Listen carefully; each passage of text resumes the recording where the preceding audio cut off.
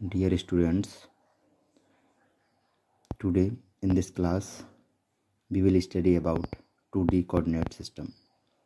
Students, आज computer graphics में हम 2D कोऑर्डिनेट सिस्टम के बारे में पढ़ेंगे। 2D कोऑर्डिनेट सिस्टम का मतलब है ऐसा हम जो कोऑर्डिनेट हमारे प्लेन पर बने हुए होते हैं, यानी कि जिसमें हमें दो पॉइंट्स की ज़रूरत होती है, दो नंबर्स की ज़रूरत होती है, that is x and y, वो कहलाते हैं 2D coordinate system. Coordinate system basically दो तरीके के होते हैं, 2D एंड 3D। 2D में हमें दो पॉइंट्स की ज़रूरत पड़ेगी, that is x and y, और 3D में हमें तीन पॉइंट्स की ज़रूरत होती है, that is x y and z, z for depth. Okay, हम आज बात करेंगे 2D कोऑर्डिनेट सिस्टम की। 2D कोऑर्डिनेट सिस्टम दो तरीके के होते हैं। Basically 2D coordinate systems are divided into two parts. इन्हें हम दो पार्ट्स में डिवाइड करते हैं। पहला है Cartesian coordinate and second is polar coordinate. ठीक है, first is Cartesian coordinate and second one is polar coordinate. Okay, अब कार्टेशियन कोऑर्डिनेट की बात करें तो नॉर्मली ज़्यादातर जो हमारे ग्राफिक्स ऑफ पैकेज होते हैं वो कार्टेशियन कोऑर्डिनेट पर ही वर्क करते हैं या डिपेंड होते हैं। ठीक है, Cartesian coordinate system used by most of the graphic packages. Cartesian coordinate system जो है वो ज़्यादातर ग्राफिक्स पैकेज के द्वारा इस्तेमाल किया जाता है। Basically Cartesian coordinate system that specify each point uniquely in a plane by a pair of numerical coordinates. उसमें कार्टेशियन सिस्टम में क्या होता है कि एक पेयर ऑफ न्यूमेरिकल पॉइंट्स, यानी एक पॉइंट्स का पेयर होता है जो कि न्यूमेरिकल कोऑर्डिनेट यानी पेयर ऑफ न्यूमेरिकल कोऑर्डिनेट होता है किसी प्लेन पे बना हुआ। यानी कि सपोज जैसे कि मैंने ये एक्स और वाई दो किसी प्लेन पर कोई भी अगर हमने कोऑर्डिनेट्स देखने होंगे तो उसके दो ही कोऑर्डिनेट होंगे, एक एक्स होगा और एक वाई होगा, मतलब ठीक है। तो उसको पर ही बेस्ड है हमारा कार्टेशियन सिस्टम। ठीक है, which are the signed distance to the point from the fixed perpendicular. इसका मतलब क्या है कार्टेशियन कोऑर्डिनेट का, ये एक्स एक्स से डिस्टेंस क्या है किसी ऑब्जेक्ट की और वाई एक्स से क्या डिस्टेंस है किसी ऑब्जेक्ट की, इसको डायरेक्ट करता है। ठीक है, और ये क्या किसी ऑब्जेक्ट की एस एक्स के अलोंग लेंथ को डिस्कस करेगा और बाई एक्स के अकॉर्डिंग लेंथ को डिस्कस करेगा कार्टेशियन सिस्टम। अब बात करते हैं पोलर सिस्टम। पोलर सिस्टम में क्या होता है, ये रेडिकल डिस्टेंस यानी कि किसी भी ऑब्जेक्ट की किसी पर्टिकुलर एक्सिस से डिस्टेंस क्या है या रेडियस क्या है उसे डिफाइन करेगा, और उससे जो कोऑर्डिनेट हैं उनके ओरिजिन से उसका एंगल क्या, ओरिजिन से एंगल क्या है। ठीक है, ठीक है, ओरिजिन से रेडियस किसी ऑब्जेक्ट की और एंगल, ये दोनों चीज़ इसमें हम डिस्कस करते हैं पोलर कोऑर्डिनेट। पोलर कोऑर्डिनेट में हमारे दो पॉइंट्स जैसे एक्स और वाई हम लेते थे कार्टेशियन में, ऐसा नहीं होता है। इसमें दो पॉइंट्स होते हैं, लेकिन एक ऑब्जेक्ट की रेडियस को डिफाइन करता है और एक ऑब्जेक्ट के एंगल को डिफाइन करता है। ठीक है, तो ये आप देख कर ही समझ जाएंगे। अगर किसी भी पर्टिकुलर किसी पर्टिकुलर पॉइंट की वैल्यू एक्स और वाई में दी गई है या दो कोऑर्डिनेट दिए गए हैं तो वो कार्टेशियन कोऑर्डिनेट होगा, और किसी का एक कोऑर्डिनेट यानी रेडियस दिया है और एंगल दिया है तो वो पोलर कोऑर्डिनेट सिस्टम में आता है। ठीक है, काउंटर क्लॉकवाइज और एंटी क्लॉकवाइज प्लेसमेंट जो होता है डिस्प्लेसमेंट वो कंसीडर करता है पॉजिटिव एंगलर। और थीटा क्या है यहाँ पर, इसे हम जो एंगल है उसे थीटा से मेजर करते हैं पोलर सिस्टम में। पोलर सिस्टम में जो एंगल है उसे हम थीटा से मेजर करते हैं। ओके, और थीटा थीटा कैसे मेजर होगा, अगर क्लॉकवाइज है उसे हम काउंटर क्लॉकवाइज भी बोलते हैं, और या ठीक है, तो वो हमारा कंसीडर होगा पॉजिटिव डिस्प्लेसमेंट की तरह। एंटी क्लॉकवाइज जो है, काउंटर क्लॉकवाइज और एंटी क्लॉकवाइज हमारा पॉजिटिव एंगल बताएगा। ठीक है, उससे पता चलेगा हमारा एंगल पॉजिटिव है, और क्लॉकवाइज जो है वो ये बताया कि एंगल हमारा नेगेटिव है। ओके, एंगल हमारा नेगेटिव है। तो मैं एक स्ट्रक्चर से आपको समझाता हूँ।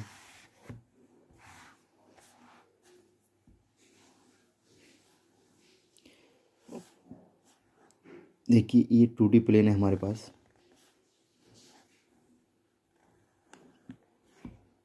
ये एक्स एक्सिस और ये वाई एक्सिस।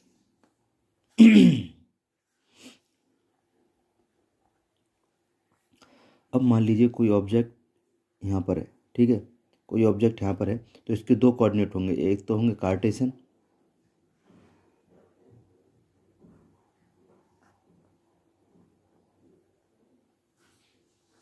जो कि होंगे x, y, और एक होंगे पोलर कोऑर्डिनेट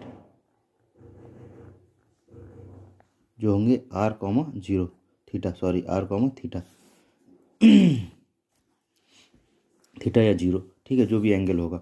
तो अगर मान लीजिए ये ऑब्जेक्ट है तो इसके कुछ कोऑर्डिनेट होंगे x और y जो कि इस x डायरेक्शन को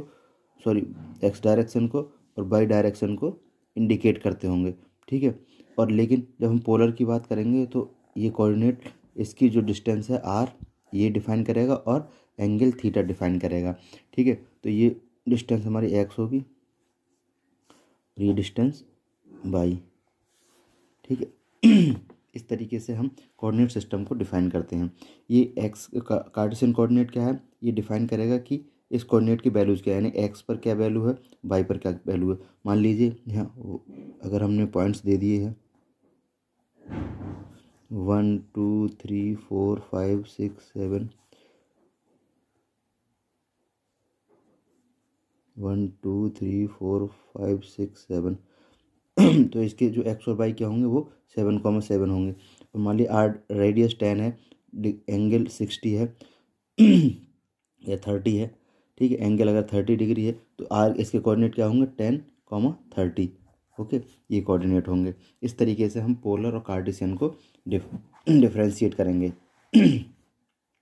ठीक है। अगर मान लीजिए हम क्या करते हैं, जब हम दोनों के बीच रिलेशन डिफाइन करते हैं तो relation between polar two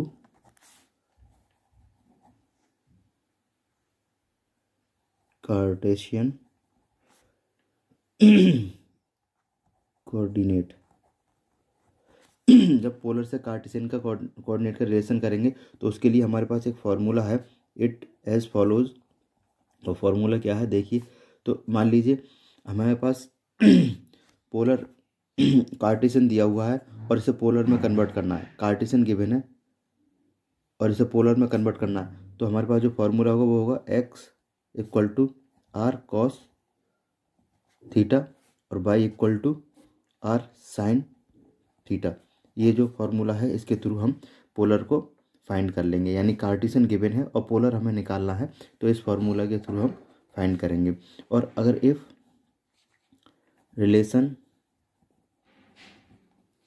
is inverse है, ट्रांसफॉर्मेशन में है,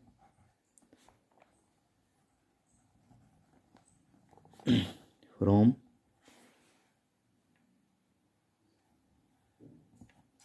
कार्टेशियन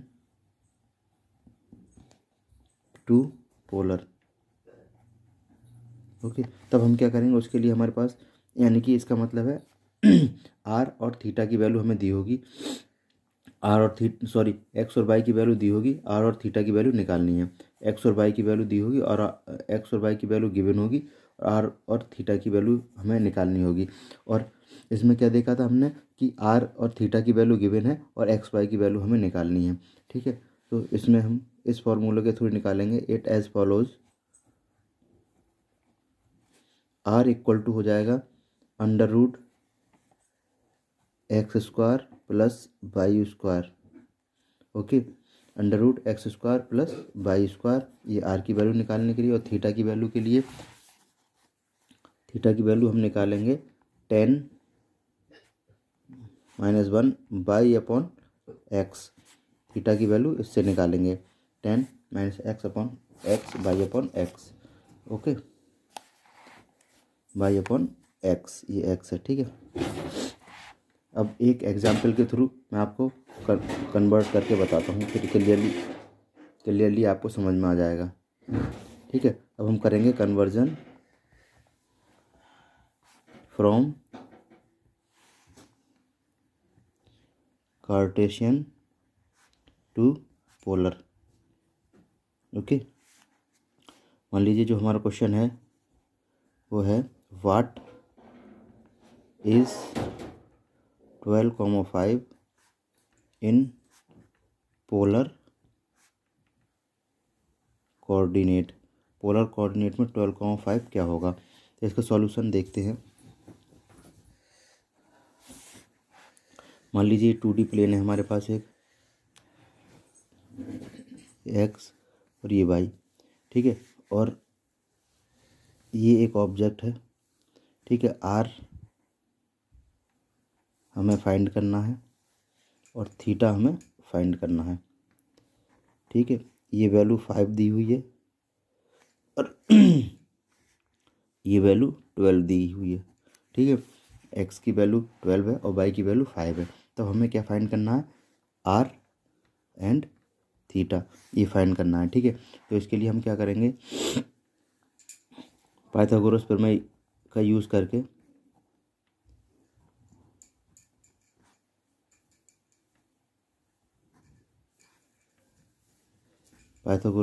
करके हम क्या करेंगे, आर स्क्वायर निकालेंगे,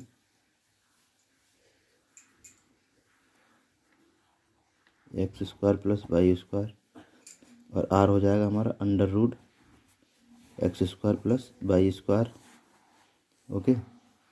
और आर की वैल्यू क्या है यहाँ पर, 12 प्लस 5, देन अंडर रूट 169।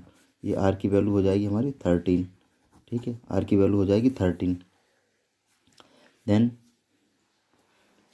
और टेंजेंट फंक्शन का यूज़ करके, ये हमारा है टेंजेंट फंक्शन, क्या है, टेंजेंट फंक्शन, ये ठीक है। टेंजेंट फंक्शन का यूज़ करेंगे, तो use tangent function to find angle. Angle को फाइंड करने के लिए तो हम theta equal to 10⁻⁻1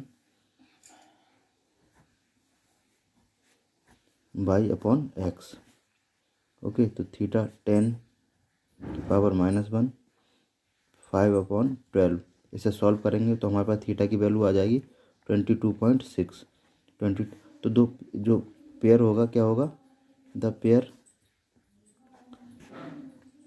12,5 is 13,22.6 in polar coordinate,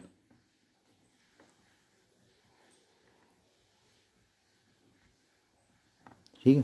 polar coordinate में इसकी वैल्यू हो जाएगी 13,22.6, ठीक है। इस तरीके से हम इसे फाइंड कर लेंगे।